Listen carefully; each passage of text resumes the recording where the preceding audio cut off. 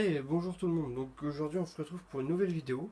Donc dans cette vidéo, on va donc parler tout simplement du suivi d'élevage fourmi numéro 5. Et oui, déjà numéro 5.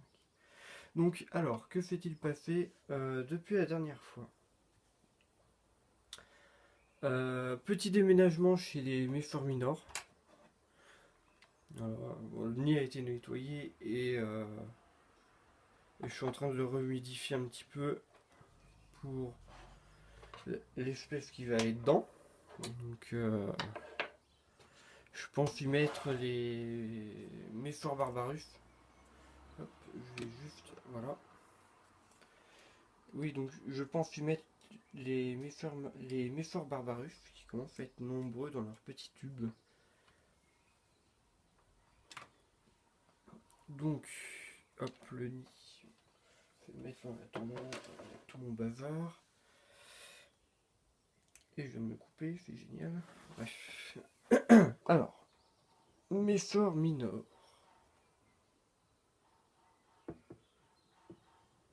Donc j'ai gardé la petite date d'achat de la fleur, donc c'est elle date du 16 avril 2014. Donc elle a plus de 2 ans maintenant. Donc je vous mets le trépied à niveau et on se retrouve tout de suite. Donc me revoilà. Donc comme vous pouvez le voir, la colo est plutôt excitée comme je viens de déplacer le nid. Donc on peut voir qu'elles ont fait une réserve de graines de pavot bleu. Je trouve ici. Bon bah leur dépotoir juste devant. Hop, voilà, c'est remis comme ça. Donc leur dépotoir, c'est le même que ce qui regroupait la totalité des nids avant. Parce que quand j'ai vidé, j'ai pas pensé à le retirer. Puis il faut dire que c'était tellement le bazar là-dedans. Quand vous voyez toutes les petites fourmis qui s'excitent. Donc au final, pour le déménagement, il y a quoi? Il y a eu allez, une dizaine de fourmis en perte. 2-3 larves et quelques œufs. Une dizaine d'œufs. C'est pas, ça n'a pas été trop rude. Je m'attendais à beaucoup pire, vu que elles ne sont pas très très coopératives.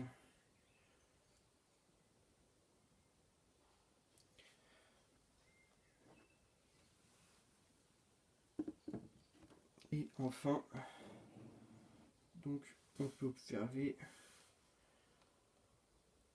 la petite colonie. Donc la Jean qui se trouve par ici, toujours protégée par ses ouvrières. On peut voir du couvain, donc larves, œufs, nymphes. Ici, là et là, quelques grosses larves.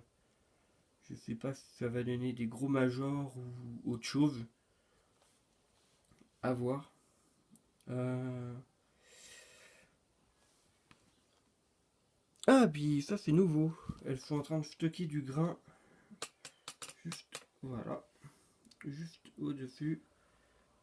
À ce niveau-là. On peut voir qu'elles commencent à stocker du grain. Ici, je sais absolument pas ce qu'elles m'ont fait. Elles vont commencer à faire un genre de dépotoir à l'intérieur. Enfin bref. C'est pas jojo jojo. Est-ce qu'on voit... Hop là, pardon. Est-ce qu'on peut voir des œufs?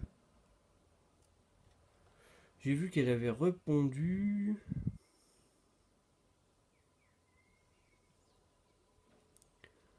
Ah, elles doivent être avec le stock de larves. Au final, il n'y a pas tant de larves que ça, hein. Enfin, pas tant de larves que ça. Il fait quoi? 1,5 cm d'épaisseur. Là, donc ça doit faire quoi? Ouais, 1 cm d'épaisseur. La galerie doit faire quoi? 1 cm. Donc elle est pleine à moitié, donc il y a 0,5 cm3 de larves et d'œufs. C'est pas énorme pour une colonie de cette taille là. Donc, ah ouais, mais il y a du monde aussi dehors. J'ai vu que le développement de la colonie, donc, quand je les ai mis dedans, donc elles sont toutes regroupées dedans, et ne dépassait pas cette hauteur-là. Donc tout ça, c'était vraiment noir de fourmis. Il n'y a eu quasiment aucune fourmi dehors, et toutes les fourmis étaient là. Donc ça veut dire que ils peuvent encore doubler leur développement. Et l'avantage avec ce nid-là, c'est qu'il y a une ouverture du côté nid, et il y a deux autres ouvertures côté R2 chef. Il y en a une par ici, voilà, vous voyez mon doigt en arrière-fond, et une autre de ce côté-là. Ce qui peut permettre de regrouper un autre nid, donc accolé niveau ADC, et avec un petit tube qui va partir de là pour aller vers l'autre nid, tout simplement. Mais je pense que quand la colonie sera plus grosse, je les passerai sûrement encore d'un autre type de nid. Je sais pas si je le ferai avec cette colonie là ou même mes forts barbares. Je sais pas encore. Quoique celles-là, j'ai envie de dire, elles sont bien dans leur petit nid carré.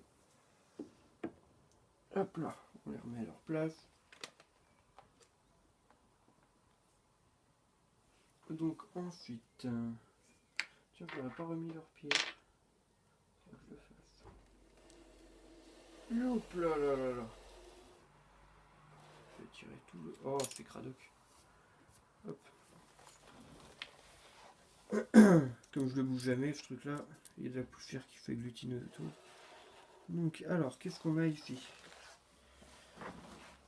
Donc, on va commencer par la première. Donc, la première, c'est les Crématogastères scutellaris que je viens de sauver, entre guillemets.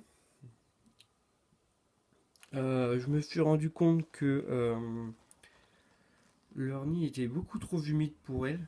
Et en fait, enfin, le tube était trop humide pour elles. Donc, j'ai pas trop compris. Donc, entre ma semaine de vacances et l'autre semaine, le temps que je comprenne ce qui se passait, et bah il y a eu deux ouvrières de mortes et le couvain a été laissé à l'abandon. Donc je les ai repassés en tube, hein, avoir un petit peu de paillettes.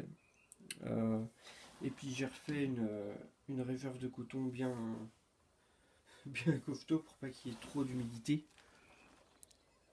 On voit que l'humidité du coton s'arrête à peu près à ce niveau-là. Ouais, à ce niveau-là. C'est-à-dire que cette partie-là est quasiment sèche. Donc, et puis même, voilà, on voit bien qu'elle fuit l'humidité. Donc je sais pas encore ce qu'elle deviendra de cette colonie. Et enfin, les Méphore barbarus. Une colonie qui m'a été offerte avec l'achat du nid pour les Méphore minors. Alors, ça vient d'où? Ça vient de là. Hop là. Ah, mais du coup, on voit plus rien. Voilà. Donc, voilà, un petit peu mieux. Donc, il y a quoi? J'ai compté 7 ouvrières, la jean et puis une plante verte. Hein, je me demande pourquoi elles vont pas stopper la germination, mais bon. Il faudra que je la retire. Donc voilà, pour le moment, elle cultive du blé.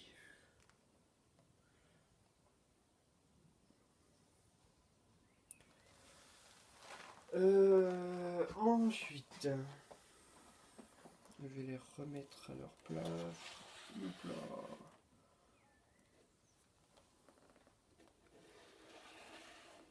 Hop.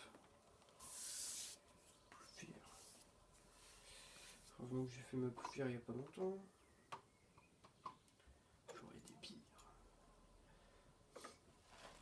Alors, ensuite, la colo que je déplace jamais. Les Méphore barbarus. Alors, hop. Donc il y a environ, je sais plus combien j'avais compté, je sais plus si c'est 50 ou 60 ouvrières. Non, c'est pour autant. Quasi. Ouais, c'est une trentaine, pardon. Une trentaine à vue de nez. Je dirais une trentaine plutôt. On n'a pas dans l'air de chasse. Par contre, là. Alors, dépotoir, franchement.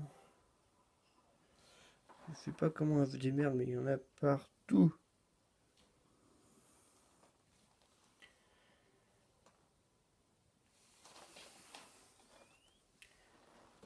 Donc voilà, je pense mettre les Séméphores Barbarus là dans le nid.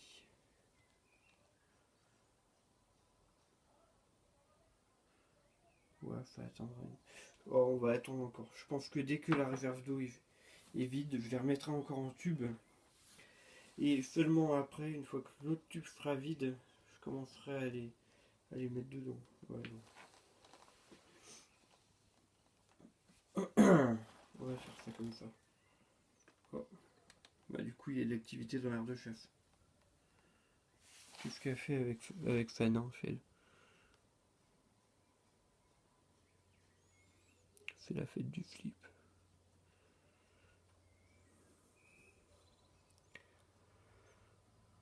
Les graines. Oui, il y a du monde là, dis donc. Quoi, il y a une dizaine de fourmis dehors. C'est rare qu'il y en ait autant. Enfin, une dizaine. Ah bah remarque, on va pouvoir voir le couvain, vu qu'il y a moins de monde. Avec les nouveau-nés. Donc on peut voir 1, 2, 3, 4, 5, 6, 7 nouvelles fourmis. Qui n'ont pas encore leur couleur noire.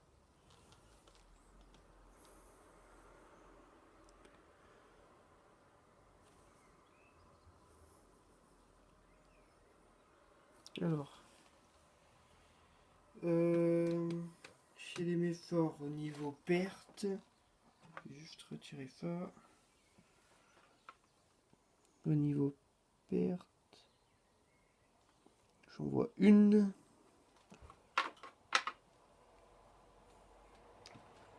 C'est dangereux ce que je fais, mais bon, tant pis. J'en vois une.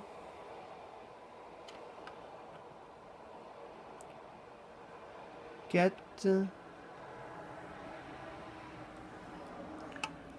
J'en ai une. Oula, pardon. J'en ai une aussi, ça? Non. 4. 5. 5.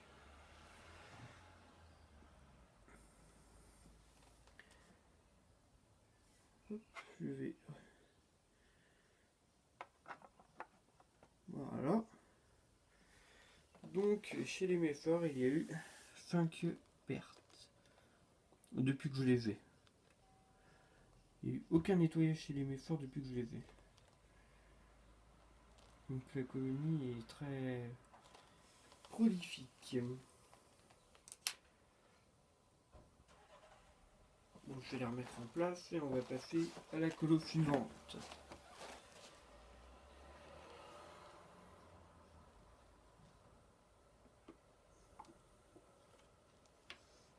Alors, la colo suivante, bah, ce qui m'embête, c'est que dès que je vais y toucher, elles vont toutes se barrer dans l'air de chasse.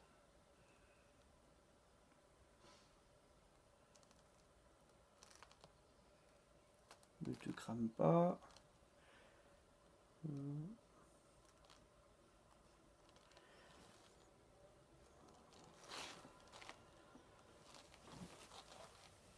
Donc, alors. Toc, désolé pour le bouleversement.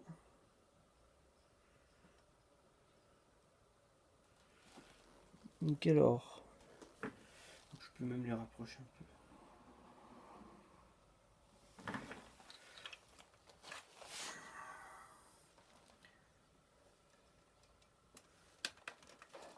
Hop là, pardon. Voilà.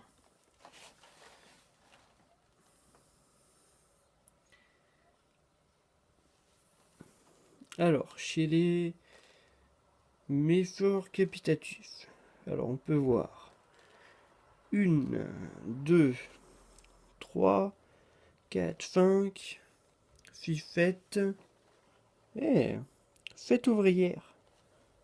Avec 1, 2, 3, 4, 5, 6 filards et une grappe d'œuf.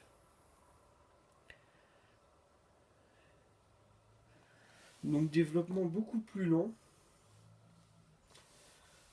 Faut savoir que les méforts barbarus, j'ai eu la colo avec 5 ouvrières, je crois. Et celle-là, j'ai juste eu la jean en cadeau. Donc, de belles petites fourmis et un développement qui a un peu de mal pour le moment. Pareil, avoir un mélange de graines à canari et des larves de moustiques qu'elles n'ont pas touché. Par contre, comme toutes les autres méforts, elles préfèrent les graines de pavot.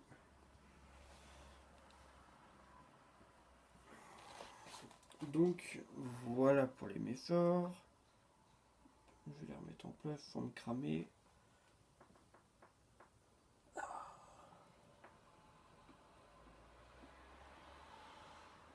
Oh bah dis donc, je me suis bien débrouillé.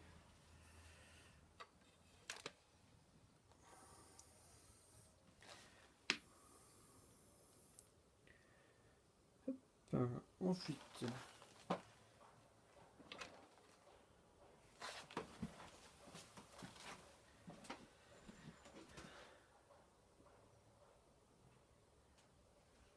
on va chercher pour le moment la dernière colo.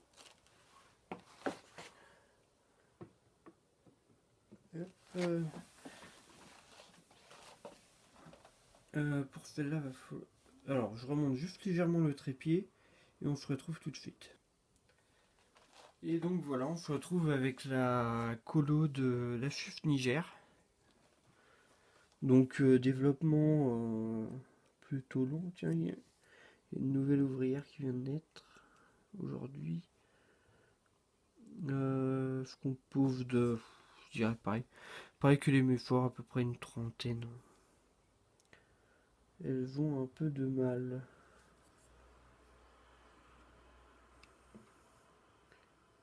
Hop. Hop. Alors mes nids, je les réhumidifie très régulièrement. Entre autres les lafus, là je les humidifie tous les jours. Je vous explique pourquoi, puisque en fait je suis dans des combles aménagés. Et dès qu'il y a un rayon de lumière, ben là sans chauffer, je pense que je ferai dans les 24-25 degrés. Dans ma chambre, sans chauffer, il y a 24-25 degrés. Donc plus mes lampes chauffantes. Voilà. Ah, je l'ai bien serré. Hop, plus les lampes chauffantes pour les fourmis, plus le petit terrarium du Pantherophis guttatus qui a échauffé à 28 degrés, plus la rampe. La rampe ça chauffe mais énormément. Ouais, je pense que là il y a 28 à la fin. Je pense que c'était légèrement plus dégagé que là.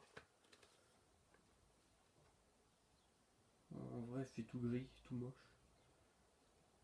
Mais si c'était plus dégagé, on aurait facilement 30 degrés.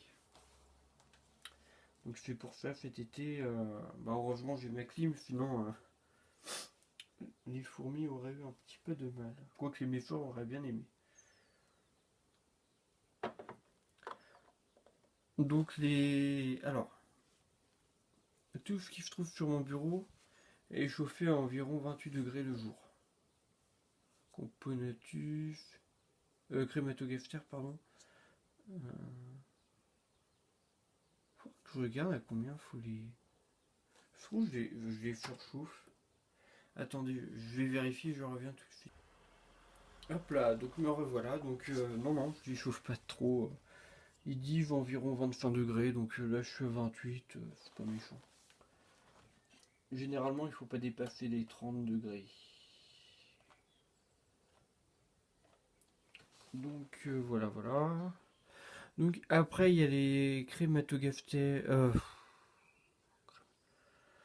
Euh, les Temnothorax SP, que je ne vais pas vous montrer. Cette espèce-là, je vous la montrerai avec la deuxième partie du nid noix. Du nid en noix. Euh, j'ai pas encore eu le temps de faire le montage, tout est prêt de toute façon, il faut juste que j'ai un peu de temps. Comme cette semaine et semaine prochaine, je suis en examen, c'est assez compliqué. Je pense que elle sera faite d'ici un mois. Ouais, d'ici un mois, vous devriez la voir en ligne. Et donc voilà, donc la prochaine vidéo, ça sera sûrement... Quoi que je vous dis ça, je sais même pas ce que je vais faire pour la prochaine encore. Peut-être un suivi d'élevage ou autre chose. Bref, vous verrez bien, écoutez. Donc je vous dis à la prochaine. N'hésitez pas à vous abonner, à laisser un pouce bleu et vos commentaires, hein. Je voulais remercier les nouveaux abonnés. Donc c'est génial, 90 abonnés, c'est super. Donc dès qu'on arrivera à 100 abonnés, je lancerai un petit jeu concours. Et il y aura la colo de Méphore Barbarus à gagner. La petite, hein. Voilà, celle-ci. Je pense que je la ferai gagner. Enfin, que je la mettrai en jeu. Donc voilà. Bon, bah, j'espère que cette petite vidéo vous aura plu. Et puis, bah, à la prochaine. Ciao, ciao.